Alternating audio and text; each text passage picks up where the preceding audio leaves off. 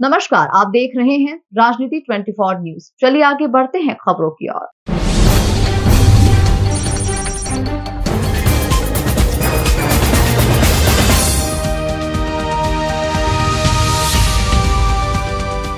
इंदौर में शासकीय विभाग के रिटायर्ड होने के बाद जमा पूंजी को इन्वेस्टमेंट करने के नाम पर 2 आरोपियों के द्वारा रिटायर्ड अधिकारी के साथ 58 लाख रुपए की धोखाधड़ी की वारदात को अंजाम दिया गया है, जहां पुलिस में शिकायत के बाद प्राथमिक रूप से धोखाधड़ी सहित विभिन्न धाराओं में केस दर्ज कर जांच पड़ताल शुरू कर दी गई है।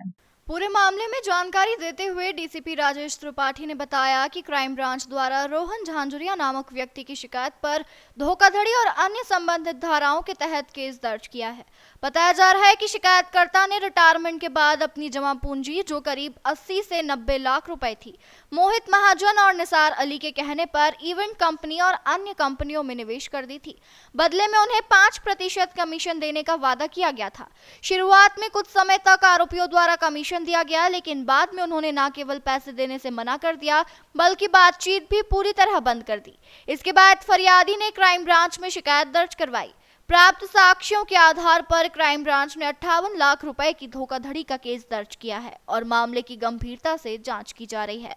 ये एक फरियादी थे रोहन झांझरिया, उनकी एक पुरानी दोस्ती थी मोहित महाजन नामक के व्यक्ति से, और इन्हें बीमार भी रहते थे। तो इन्होंने नौकरी छोड़ के इनके पास जो भी पूंजी थी लगभग 80-90 लाख के आसपास, ये पूरी पूंजी इन्होंने इनको दी और इसने ये कहा कि हम इसको इवेंट मैनेजमेंट और डिफरेंट टाइप के और बिजनेस में हम पैसे लगाएंगे और 5% का आपको प्रॉफिट देंगे। तो ये इनका एक साथी मोहित महाजन और निसार अली, दोनों के अकाउंटों में इन लोगों ने विधिवत पैसे ट्रांसफ़र कराए, और जब पैसे ट्रांसफ़र कराए उसके बाद कुछ पैसे इन्होंने वापस भी किए, लेकिन लगभग 58 लाख रुपए इन्होंने ना तो वापस किया और ना ये बताया कि ये कहाँ लगा रहे हैं पैसा, और इसको एक तरह से अपने सदुपयोग में कर लिया, अपने उपयोग में कर लिया।